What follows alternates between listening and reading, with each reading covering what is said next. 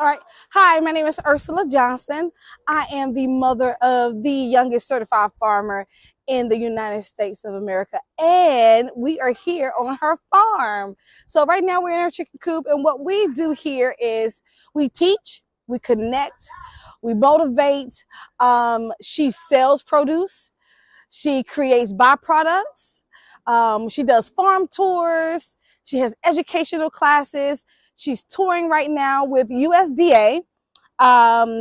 She has a book called I'm Growing Places and a book for youth and maybe some adults to learn how to get these USDA loans that are specifically targeted for the youth so that they can build the business. And that book is called My Farm Biz. And all you guys have to do is check us out. We're at agrowculture.com, or you can give us a call. We're right here in Atlanta, 404-268-1844.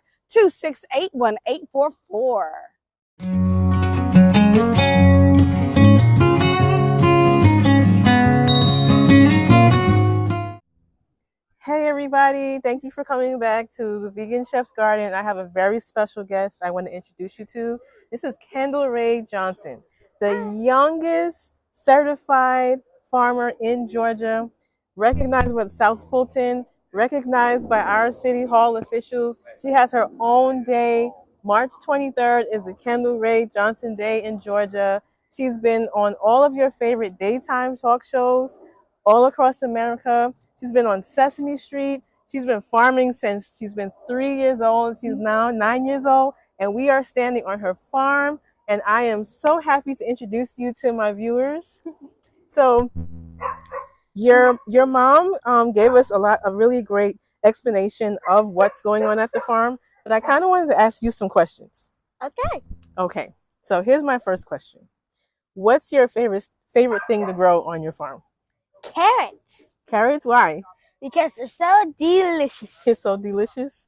Okay, let me give you a different kind of question. It's about your favorite gardening accessory. My favorite gardening accessory? To wear. Overalls, overalls, or sun hat? Overalls. Overalls for sure. I have a couple overalls. I understand. Okay. Let me see. Another question I have for you. You say carrots are your favorite thing to grow and eat. Do you like flowers? Yes, I love flowers. And fun fact, some flowers you can actually eat. Mm-hmm. So there's this type of flower called marigolds, Mm-hmm. and you can actually eat the flower. Mm-hmm. I grow some edible flowers because I like to pluck off the petals and put them in my salads. Wow. Yeah, you have to come by and see my garden sometime. Okay. And it's so funny. I don't know if you know, I was telling your mom, Ursula, that we live very close together. As a matter of fact, Really? I think y'all passed my house coming back from Home Depot today. So you started at 3 and now you're 9. And can you tell my viewers what do you like to do the most? I know you enjoy having the kids come because that's your audience, and you get to teach all the kids about how to grow their food. But what do you most enjoy about what you do? What I most enjoy about what I do? Yeah. Is spending time with my friends, family, and community. And of course, the rabbit. And of course, the rabbit. Do you have a favorite chicken? Yes. Which one's your favorite chicken? Cheese. Cheese. Why is cheese your favorite chicken?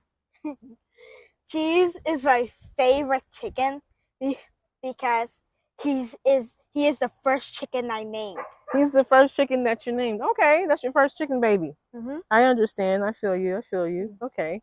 So what do you have coming up? Where can we see you in the future? What do you have going on next?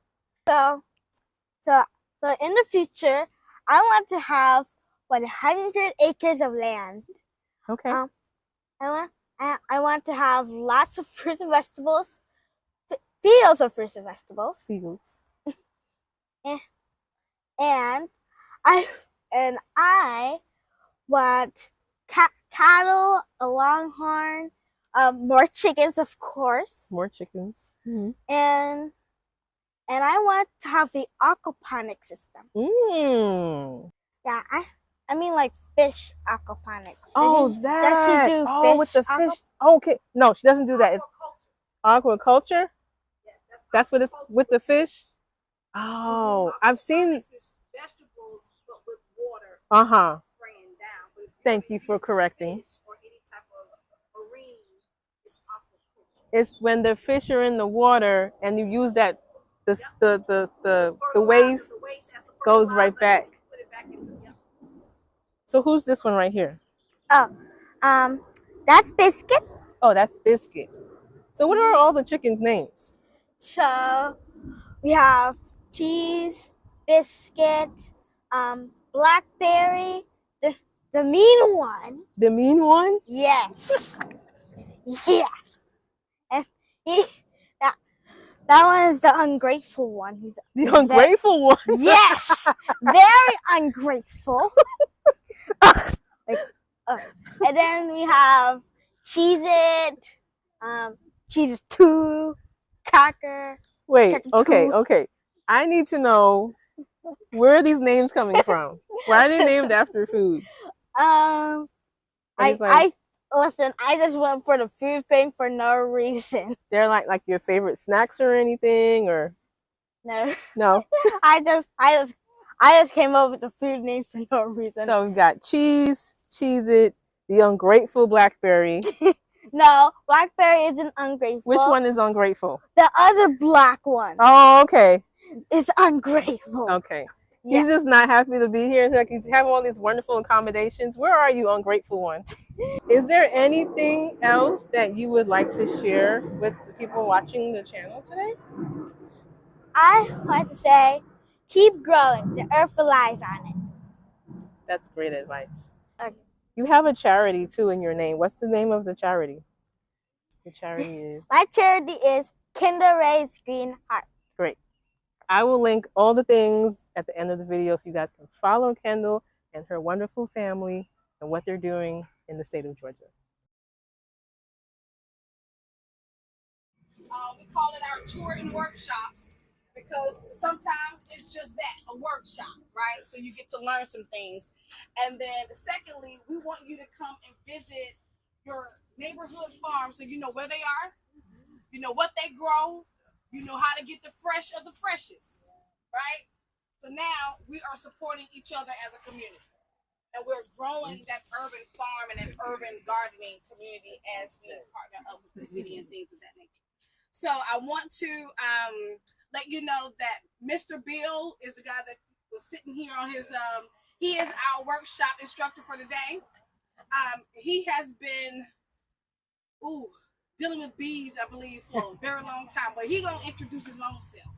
But he kind of got started with Kendall, and she started becoming like a junior master beekeeper herself. So you're going to witness today an installation of bees, and then we'll talk about the other part of how they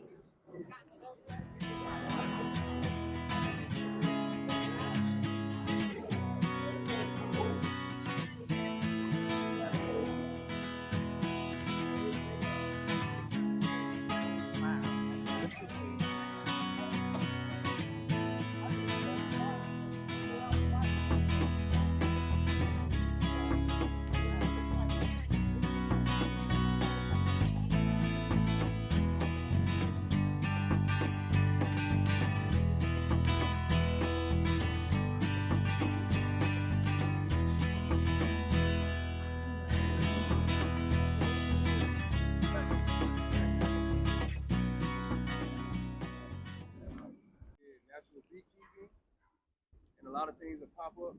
But as I said, don't just stick to natural beekeeping because I still learn stuff from commercial beekeepers, which are not natural. All right, so honeybees are very fascinating to me. Believe it or not, honeybees they only live between 5 to 7 weeks. Most of the honeybees that you guys are going to see are female bees. Female bees do all of the work. They go out, they get the pollen, they bring it back to the hive, they make the honey, they keep the hive clean, they feed the queen, they feed the eggs. Male bees, a lot of people say they have no purpose, but you need a that she can lay eggs. After that male bee mates with that virgin queen, it dies. After it ejaculates, it rips the back end of his body off, so it dies.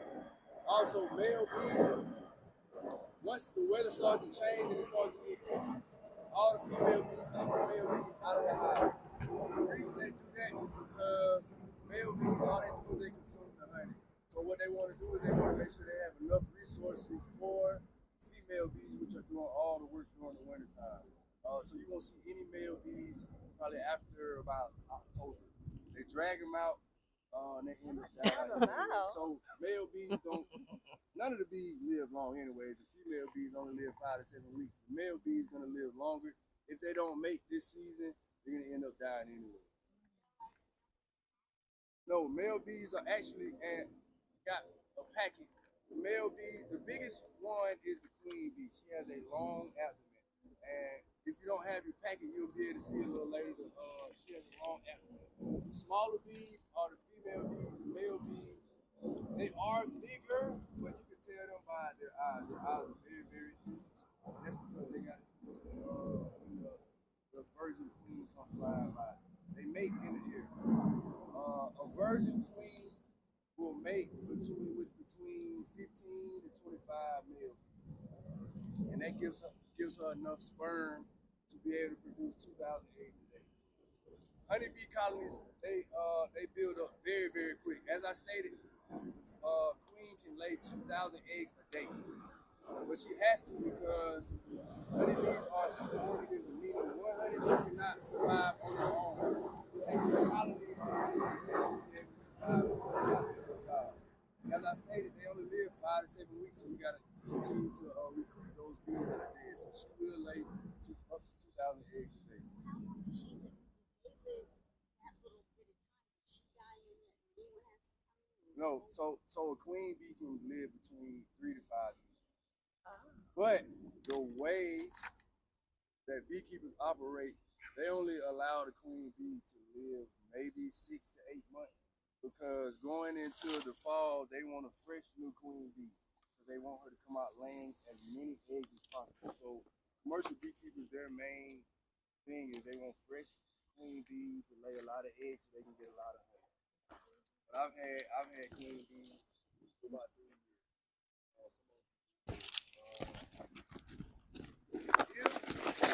So let me go one of a hive. And I'll talk a little bit more about the honey bee. So this is no bees in here, so all right. This right here is called the bottom board, and I'll turn it around so you guys can see how it's set up.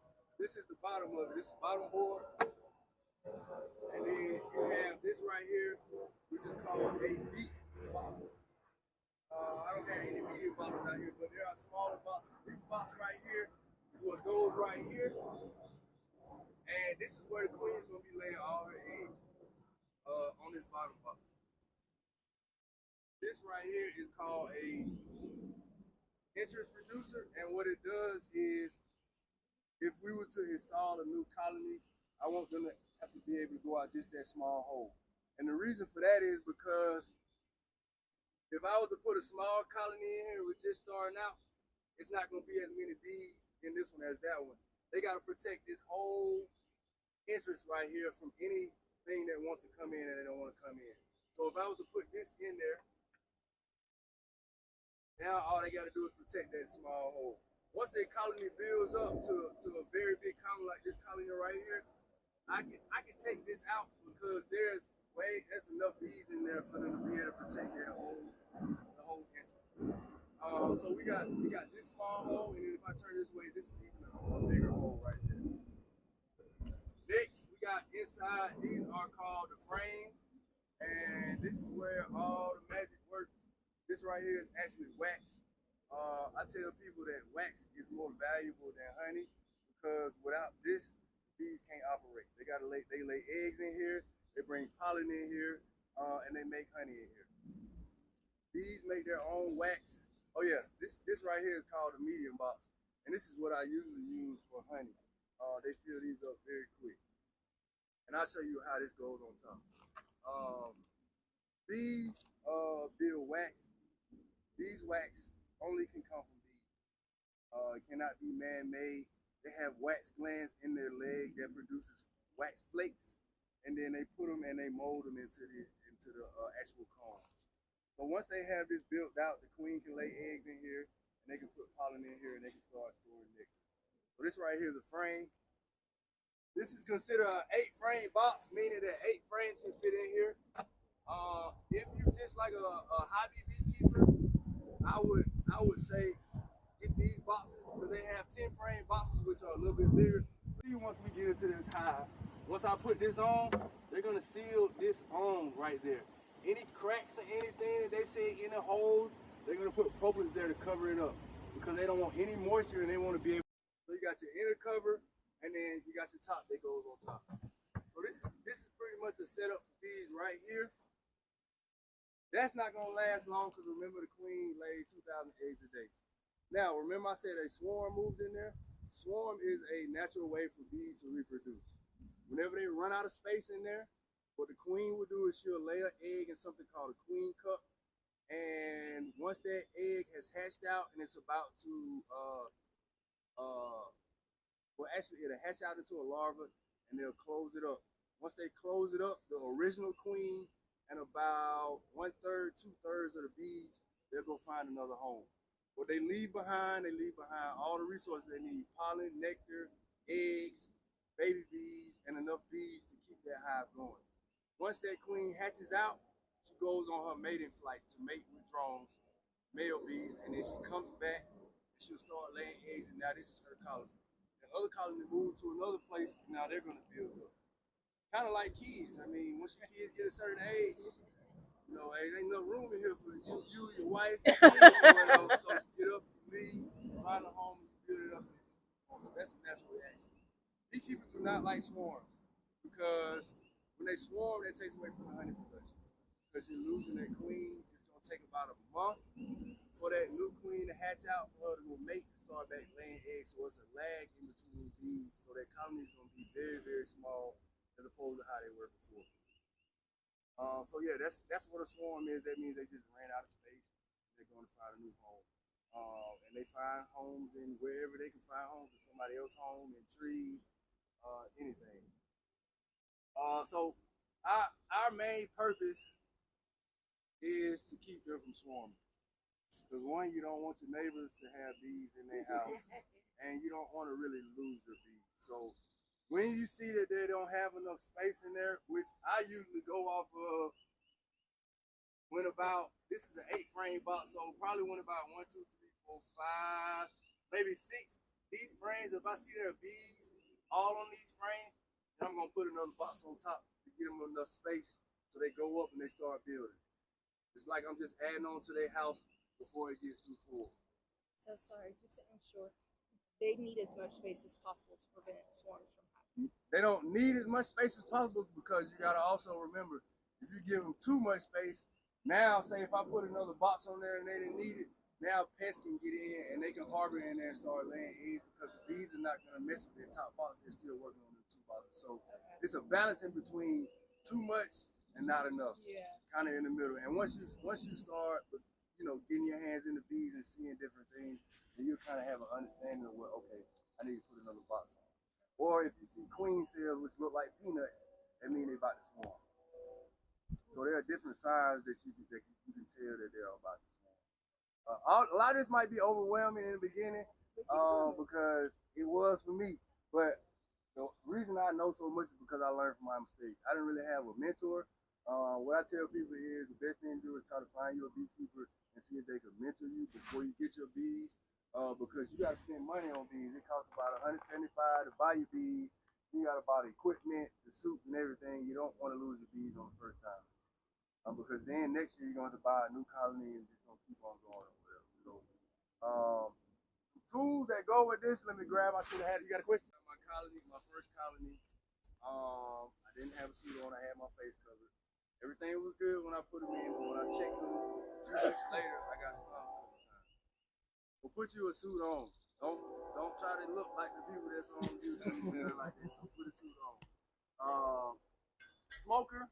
This is called a smoker, and you can just put dried leaves, cardboard, paper, anything that's not toxic to the bees is dried. I use dried herbs, and we're gonna light this up soon. But this right here is, they say it's to calm the bee, but what it does is, to me, bees communicate with pheromones. Whenever they're in trouble and they're ready to sting, they're gonna give off a certain pheromone. And they tell you not to eat bananas before you go into your hive, because once you eat that banana, the smell that we give off from the bananas is the same smell as that danger pheromone. So when they're in danger, you give off a pheromone, and one bee might be trying to take you, and that's gonna turn into 5 or 10 bees because they smell that pheromone. So this right here is to kind of mask that pheromone. Also, it does calm them down a little bit, because in nature, before we started taking care of bees, they lived in hollow trees that might have been struck by lightning. When they smell smoke, that means it's a forest fire. So what they're gonna do is they're gonna engorge themselves with honey. They got 2 stomachs. They're gonna put honey in one stomach. They're gonna engorge themselves with honey, and they're gonna leave to go find new homes because in their mind it's on fire. You don't want to use a lot of smoke. So yeah, this is not there. And if you leave honey exposed and you have all these colonies, they're gonna rob it. They're gonna start taking the honey from this and put it in their hive. And then they're gonna try to start robbing these hives. So this is a frame holder.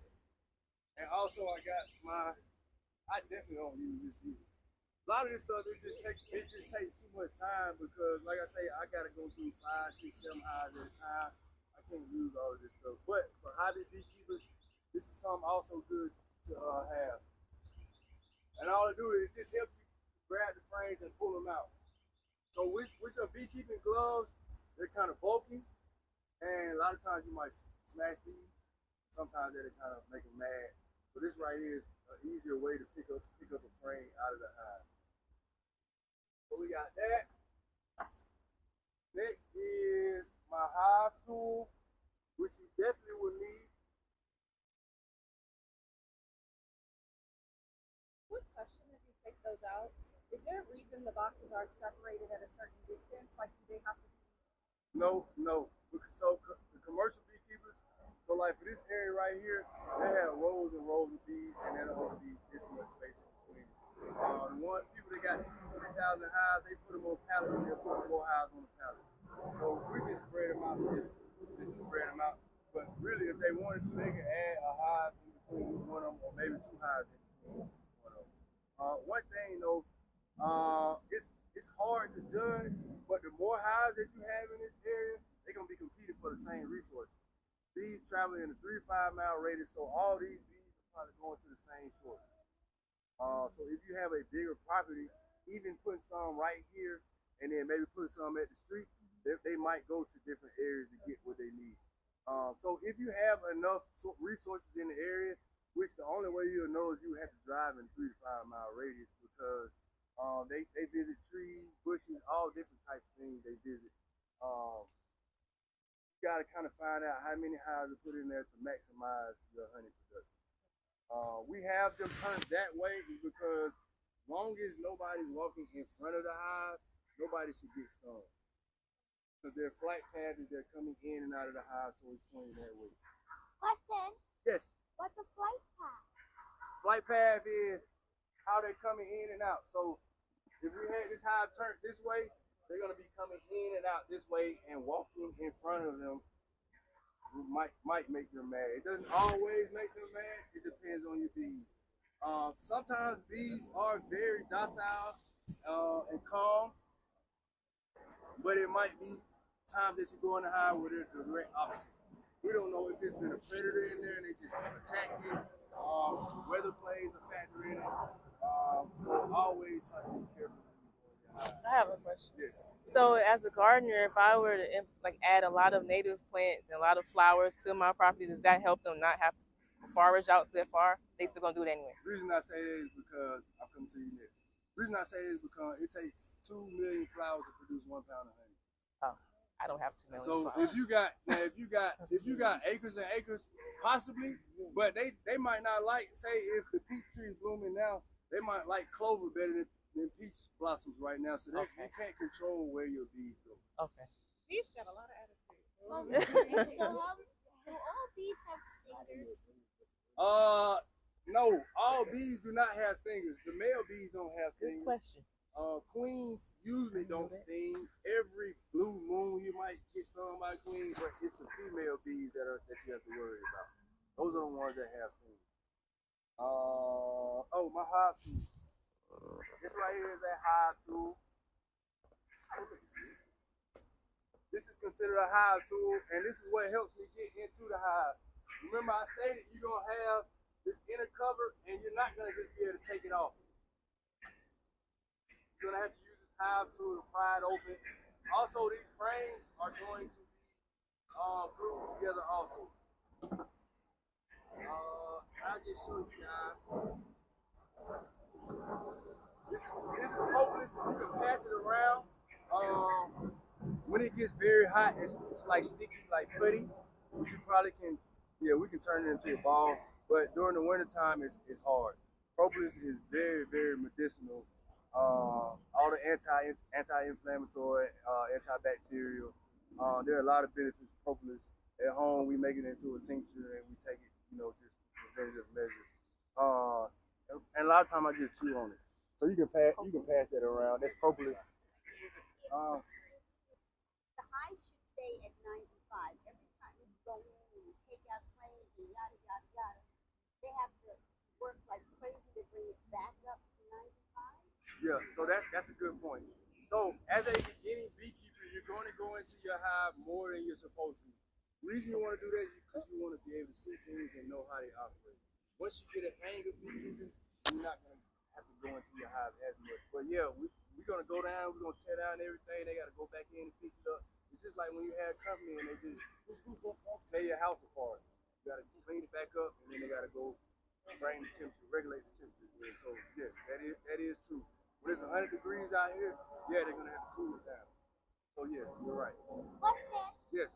Is the propolis edible? Hopefully it's edible. You said it's edible? Yeah. I got some in my mouth. All right, so this is your hive tool. And I think that's about it. So this is what I'm gonna put on today, because as I stated, these are very calm. It's just gonna cover my face. I got this. Sometimes I put this on, which is the jacket with the face cover. And then I do have a lot of spicy hives where right when I open them up, they're immediately trying to get at me. I put my full suit on. Spicy hives. So we got beehives, and then if we put a campfire right there, what will happen to the bees? It's gonna burn up and they're gonna leave. Because they don't like the smell of that smoke, and it's gonna be very hot for them. But what if they forgot about the honey? Oh, they gonna leave everything behind. If it's a fire in your house, are you gonna worry about your toys? You gonna get out. You gonna leave. So yeah, Be jumping out the window. and if they got windows, they gonna do the same. They gonna fly out the window. Same thing with bees. They kind of operate like humans. We're super organisms. Our arms need our body to operate. Our leg needs our body to operate. Honeybees are the same way. Are Georgia honeybees different than California honeybees or Colorado because of all the different temperatures and what they do? Yeah, so when you buy bees, you want to try to get some bees from Georgia because they're acclimated to that climate. People keep bees in all different types of weather. They got bees in New York where it's minus 2 degrees. They can survive in that type of weather. But you want bees that are for this. So try to find some preferably in your area, but at least in Georgia. Most commercial beekeepers that sell honeybees, they about an hour and a half, 2 hours away. I know a lot of people don't like going to buy bees that way, but that's going to be the best way to buy bees. You can get bees in a nucleus, which is, they'll give you a smaller box, which is about this big, and it'll have 5 frames in it. There'll be baby bees in there, there'll be a queen bee, there'll be pollen, there'll be nectar. It's like a small established hive already. That's the best thing to get. But you're gonna have to drive to get those. You don't want to drive, which I don't recommend. You can order bees that come through the mail. They come in a wood box with screens on the outside, about 3 pounds of bees. It's very stressful for them. A lot of times I order packages, they don't really survive the year. So yeah. Does anybody have any other questions? Because I want to go ahead and crack this hive open. The way you catch swarms is The easiest way is if you just have boxes. Like we had these hives set up, they already have frames in them. The bees will go in. You have scout bees that go in to check out the hive to see if it's a home that they can live in, and they'll just zoom in.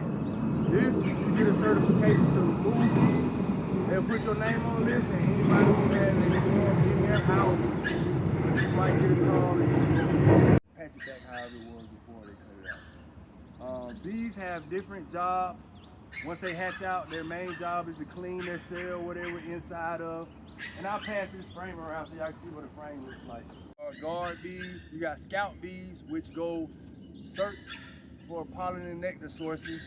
And the way they communicate back to the hive that they found something is called a waggle dance, where they waggle around in a circle or semicircle, and that tells the bees exactly where to go to get that source. And so once it's done with this waggle dance, bees start shooting out going to where they need to find a pollen. Bees like to seal everything. They seal everything together. They keep the inside of the hive 95 degrees year round. So when it's 20 degrees outside, inside that hive is 90 degrees. So what they do is they go around and they find sap from trees and they turn it into propolis, which is called like their bee glue, propolis. It's the full body suit. It's a This frame. one is ventilated, so it's cooler than the other one. These are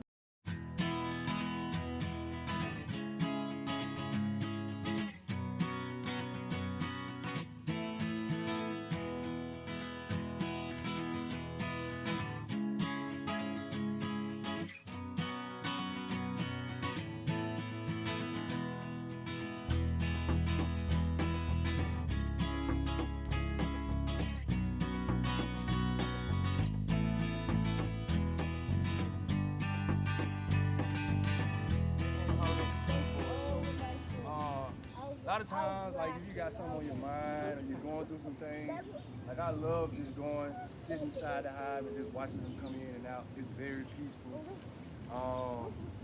They say the fumes that the bees give off is medicinal also. They have certain states they have where you can lay on the bed and I guess the fumes come up or whatever. I like to put my face down and sniff it in. They have a distinct smell. Like the fumes they let out. It is distinct, but it's something about it that I guess helps our body. I gotta do a little bit more research. I'm like, I'm sure it does. And the humming sound, you can hear the. Yeah, so yeah, they say that the sound, all that is just, God is just amazing. And your evidence is your experience. Right. I heard that the humming sound comes from the bees' It does. All right, so we got our smoker here so that you can actually see. If some of y'all want to stand on that side over there, that's fine. But you gotta stand over here. Where are you asking us to stand? You can stand right there just so you can see.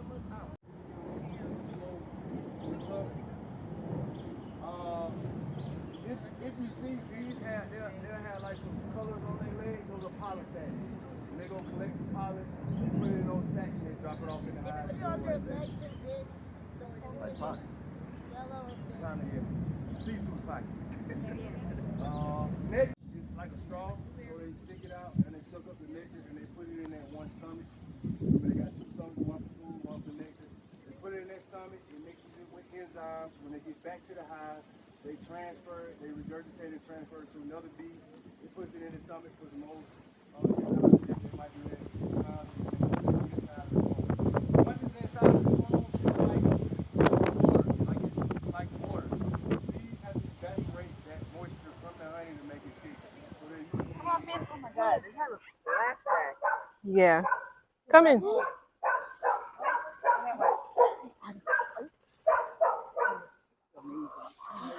And then you got Shine, and then we put the rabbit in. And you should see the rabbit. Yeah, Shine. Yeah. That is right over there. Recording. So she's showing you. Go. Okay. So that's Shine. That's Shine. Yeah, and he loves collard greens. He absolutely loves collard. Yeah. Is he a rabbit? Uh-huh. Oh. He's You just got this rabbit. No, she's been had him, but he was in the house. Oh, okay. yeah.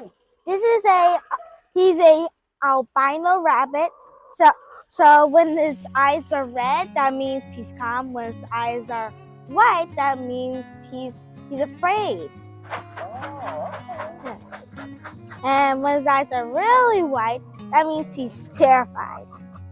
Oh. So how the chicken doesn't stay there. No, this used to be a chicken coop. Well, the temporary chicken coop.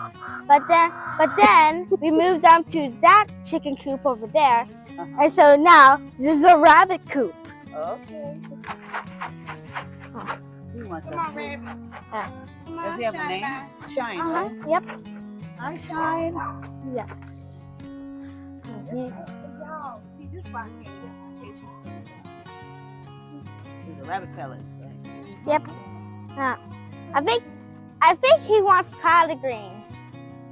He's like eating that. he's like where's my collard greens? He's like, where's my collard? This is a girl or a boy? Boy. Has his own place. Uh-huh. Like y'all go over there. Yeah. This is so nice. I'm proud of you. Thank you. I'm so proud of you.